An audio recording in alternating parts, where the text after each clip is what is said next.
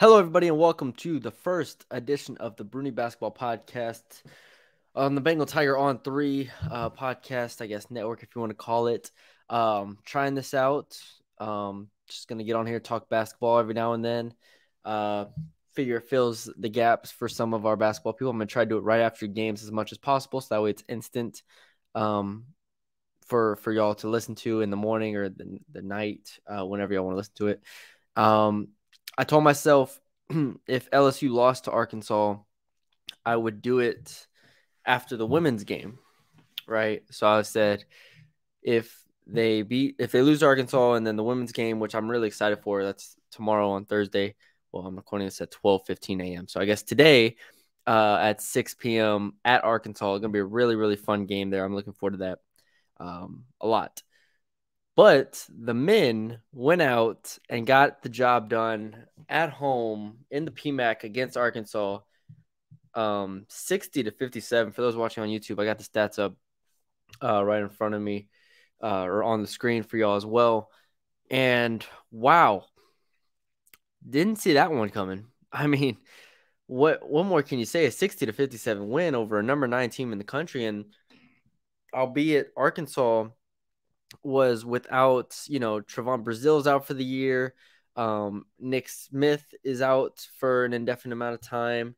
But they still, you have Anthony Black, you have Council, you have Jordan Walsh, Makai Mitchell. These are all like real players here. And LSU went out and won the game. Like it wasn't like it. We'll get into it in a bit. From a talent perspective and a consistency perspective, I don't expect LSU to have a better record than Arkansas when the SEC play is done. Like, especially if Arkansas gets Nick Smith back, I think they'll be all right. With that being said, LSU led the game for 19 minutes, only trailed for 14 minutes, was tied for almost 7 minutes. Like, it was a real basketball game here. And there's a lot I want to get to, but I think when starting to describe this game, I think if we go back to where we were before the game, and I did a video on Twitter about why I thought Arkansas would win the game, there's a lot of reasons, but the first being Arkansas ranked, and this is after tonight, so you can adjust accordingly or whatever, but currently ranks 33rd in the country in 2-point percentage. They're the 9th tallest team in the country. They don't shoot a lot of threes. They were 355th in 3-point attempt rate coming into the game. So LSU was going to have pressure on its defense on the inside the entire night. I thought that meant trouble for KJ Williams, maybe some fouls. We know Derek Fallon and Jalen Reed are fine, but they're not the high flying rim protectors. McMahon even said after the game he was worried about their rim protection. Kendall Coleman couldn't play in this game. Sean Phillips had some minutes. Like, I didn't think he could play in this game either. So that was my concern coming into the game, right? And what ended up happening was LSU collapsed the paint, played a little bit of zone, and they forced a team that doesn't like to shoot threes to shoot threes. It sounds very, very basic and fundamental, but the flexibility of Matt McMahon in this game, I thought, was on full display. And I got on them throughout the non-conference season of, barely beating Wofford, barely beating UT Arlington, barely beating all these bad teams. Yeah, teams outside the top 100. They hadn't played a team inside the top 50 all year. And so now, even though I got on them in those games, I think he was showing in those games that they are flexible and they can win in a multitude of ways. Like, they can win in different ways. And that was on full display tonight. They played 11 guys. Like, they played 9 guys double-digit minutes. Arkansas played 5 guys pretty much the whole game. And that type of flexibility, that type of ability to, if something's not working here, okay, well, we can throw Sean Phillips out there for however many minutes he played, 5 minutes, and play a zone and kind of still have Arkansas off balance. Like, we can start isolating Trey Hannibal late in the game. Like, Adam Miller was like a kind of a just de facto backup point guard at times with Justice Williams, even though because Juice Hill didn't have it going tonight. So we thought coming into this game, coming into this conference season, it would have had to be, it was going to have to be Cam Hayes, Adam Miller at the guard spots filling up, and then KJ Williams continuing to do what he did. And they're going to shrink the rotation. We all thought they were going to shrink the rotation. Like no Imani Wilkinson, no less Jalen Reed. Definitely not any Sean Phillips. Definitely not much Kendall Coleman, and very limited Trey Hannibal. We thought the starting five, some Trey Hannibal, some Justice Williams, and some Jalen Reed. Like I thought that would be the 8. And then he goes out and plays Imani Wilkinson 11 minutes. And Imani Wilkinson was a +9. And plus minus is very, very fluky, but Imani Wilkinson was a +9. Right? Trey Hannibal was a +10. Justice Williams was a +9. Like Jalen Reed was a -5, but still, you get what I'm saying here. They're able to play different lineups in different situations, and when one player doesn't have it, they can go to a different option. And while I don't think Justice Williams or Trey Hannibal are direct replacements for Justice Juice Hill or Cam Hayes, but on a night like this, where Cam Hayes and Juice Hill clearly didn't have it, combined to go 3 of 12, I mean, you have different options. And another aspect, if you want to get into like the nitty gritty type stuff, and I haven't rewatched the game yet. I probably will at some point, but there's a lot of good basketball on tomorrow. I'm excited for. Trey Hannibal was perfect to attack this Arkansas defense. Like if you go back and watch the tape, McMahon mentioned after the game, Arkansas did a fantastic job of taking away Cam Hayes and Juice Hill and Adam Miller from the perimeter and staying suffocated to them. And KJ Williams as well. Let's remember KJ Williams is an elite 3-point shooter now at this point in his career. They stay hugged up on all of them, just start isolating Trey Hannibal, start pick and rolling, pick and popping Trey Hannibal, and just let him go to work. To have a guy like that be able to go off in this situation is something that I didn't consider. I can't sit here in front. He was shooting 38% from the field, and he can't shoot the ball from 3. What do you want me to say? There was no signs of this being possible. But again, when you play 9 guys double-digit minutes and you can fit the puzzle pieces in different ways, and you figure out, okay, this could be the Trey Hannibal game. That is incredible coaching. That is an incredible job from McMahon to be able to see that. And I think he saw before the game too, because he put Hannibal in early and he was the first sub off the bench, which he has been before, but like it felt early and then he got him the ball. Hannibal shot a 3. Like it felt like Hannibal was like, okay, I've been told this is a game that I need to be aggressive in. And he was, and it really worked. I mean, the isolation buckets at the end against Devo Davis, I don't know what to say. I was waiting for the clock to strike midnight, but it never did. And he carried LSU to a win. I mean, Trey Hannibal, you got to give him credit. I mean, I thought he was pretty awful in the first 11 games of the year. For 12 games, they were 11-1. But he stepped up, and he stepped up in the biggest game of the season so far. What else you can't say anything. You can't. Like, if he goes the rest of the season and doesn't put up 10 points, he still won this Arkansas game for them. And this game could be the difference in them making the tournament and not making the tournament. Like, or them getting a 6 seed instead of an 8 seed. Like those type of things. This win, if Arkansas continues, which I think they're going to be fine. I think Arkansas is going to be fine. But if Arkansas ends up being a top 20 team in the country at the end of the year, this is a win that could very well change the postseason implications for LSU. So I think that's an interesting point. And again, the same goes defensively as well. Like offensively, they're able to be flexible, but defensively, you can kind of mask some deficiencies here. And I think Juice Hill, Juice Hill is the most concerning part of this game for me. Like if we want to talk concerns of this game, I'm very, very worried about Juice Hill. Maybe I'm wrong. Maybe he'll come out and be really solid and make some threes in the next game, but man, he was off. He was just off. I don't know what to say. Let me look up his stats real quick before he's now 14 of 49 from 3 on the year, 28%, and 25 of 71 from 2, 35%. Like, and it's crazy because I thought maybe there was a chance him coming from Murray State that he would be able to how do I say this? He would be able to come off the screens, be able to shoot, and just have more talent around him, so he'd be able to just really, really go. That hasn't quite been the case.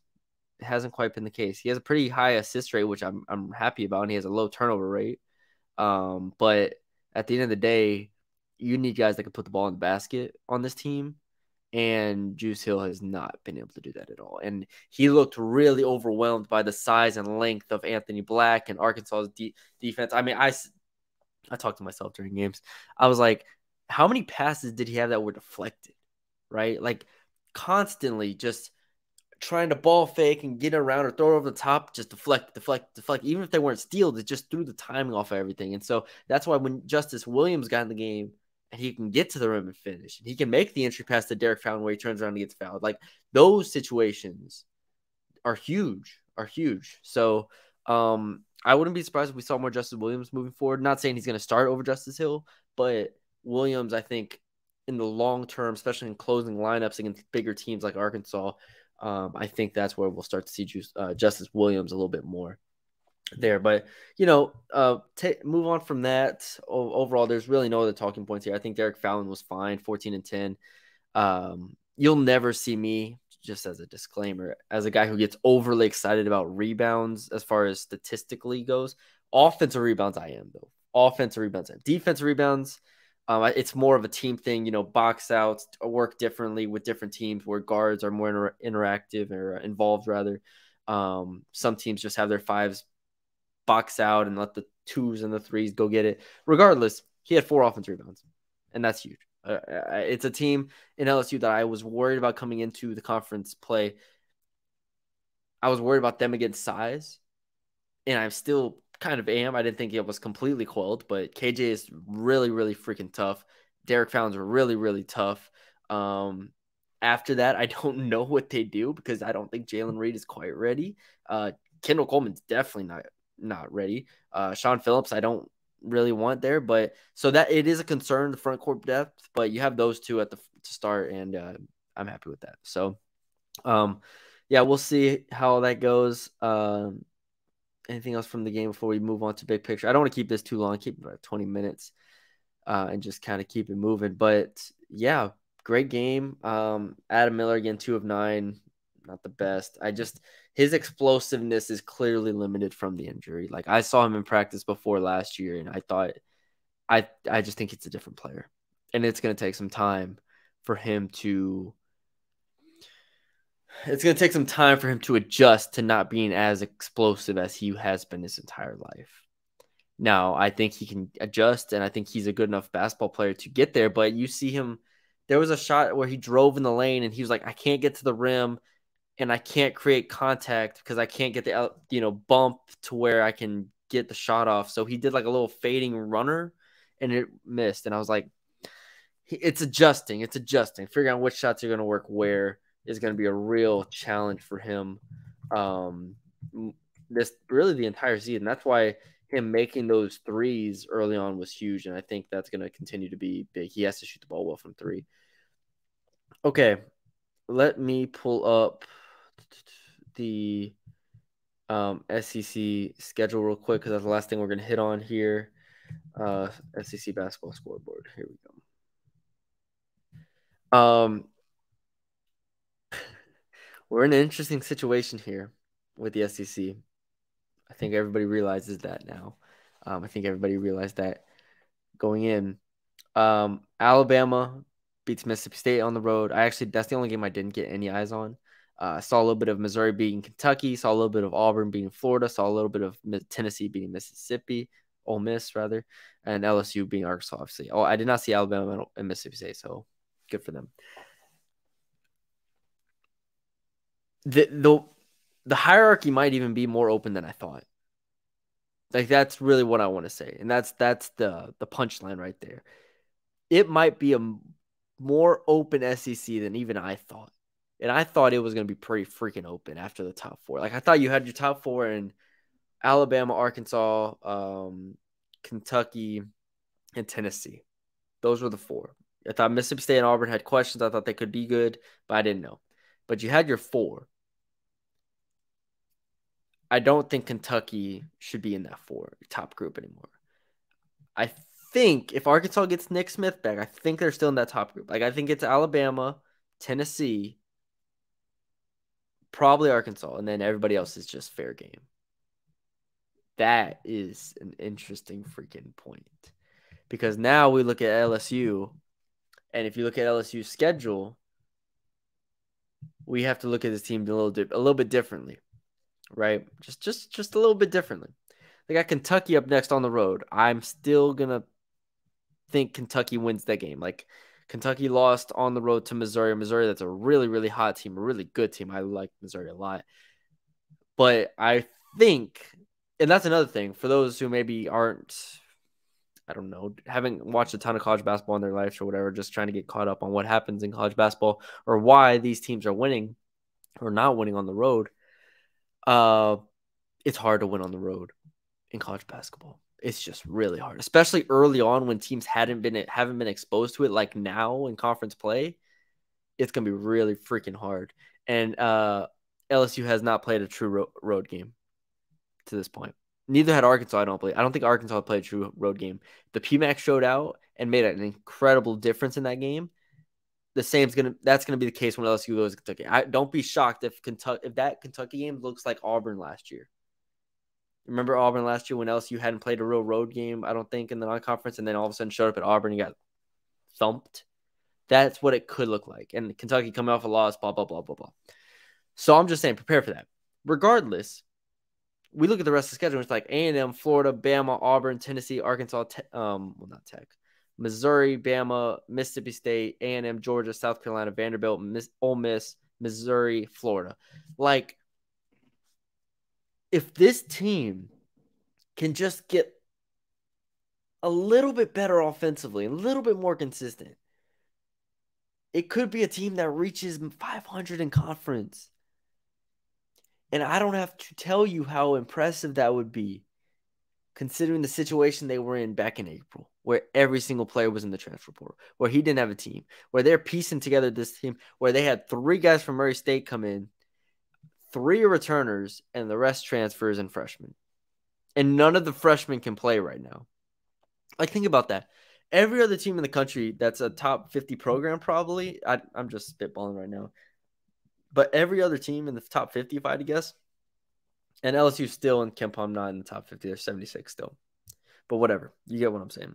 Has a freshman that they can rely on in their rotation, their 8-man rotation. Jalen Reed might be in the 8-man rotation, but I'm just saying you have Jalen Reed, Tyrell Ward, Sean Phillips, and Cornelius Williams. Four freshmen, none of them can contribute. So you are really making this like a patch together team. If they go 9-9 in conference, I can't. You have to just sing the praises of Matt McMahon at the highest points, because that would be an incredible season. Now, I do think the SEC is down quite a bit in basketball compared to last year. I do think it's going to beat itself up a lot, but it's probably more deep than it was last year too, right? Like, just as far as quality teams go. I mean, LSU finished what last year? I don't have it in front of me. I'm not going to guess. But regardless, if Missouri continues to play well, if Florida gets going, which I think it can, you really only have 3. You have 3 bad teams, right? Georgia, South Carolina, Vanderbilt. You have A&M, who I don't think is good. I think they're the 4th worst team, which is crazy. And then everybody else, you got LSU, which we saw tonight what they're capable of. Ole Miss, I watched them push Tennessee. I think they can be a very, very solid team moving forward. And everybody else. So and this is the point, I think a bigger point I'm trying to make is none of these games are going to be easy, except maybe South Carolina, maybe Vanderbilt and Georgia. So you have those games, and they only play each of those teams once. I mentioned that before. They have a pretty tough schedule. They only play those 3 teams once. They play everybody else, or a lot of other teams, twice. So those 3 games, maybe let's just pencil them in as wins, right? Even though Georgia's on the road. A&M, they have twice, home and home. Let's just say they split them. All right, that's 4-1 right there. You already have 1 win in the bank. So I'll put you a 5-1. All these other games, while I don't think LSU is going to go into these games as like significant favorites, I don't think they should be significant favorites. All these games are winnable for LSU right now at this point. And all these teams, I think you look at Florida, you look at Ole Miss, you look at Mississippi State, I think even maybe Auburn to a degree. All of them, I think, are on a similar footing of what LSU is right now, where we don't really know what these teams are capable of. And we're just going to have to find out over the next few weeks. And that's why I love SEC play. That's why I love conference play, because that's when the rubber meets the road. And so far, LSU has passed its first test. So think about it this way: if they lose to Kentucky but beat A&M and Florida, they're 3-1. 3-1. That would be an incredible, incredible start. Just an incredible start. So we were looking at the first 7 games, or I think it was first 7 games of this conference play. And we were like, if they just make it 2-5, or no, I think it was the first 8 games. I was like, if they may go 3-5, I'm thrilled. Well, they're 1-0. So, all right, that's all I got for y'all today. Hope y'all enjoyed it. I won't do one of these a ton. If anything, I'll try to include the women's side on it as well. But I think for tomorrow, I'm just going to end up writing a recap or takeaway story from it. So check that out on the site. Hope y'all enjoyed it. Basketball season. Love basketball season. I don't know if y'all know that or not. I'm a big basketball guy. Stole this from Indianapolis. This too. Road to Final Four. Yeah. So big basketball guy. Spurs posters here. So always love ball, but appreciate y'all for joining me.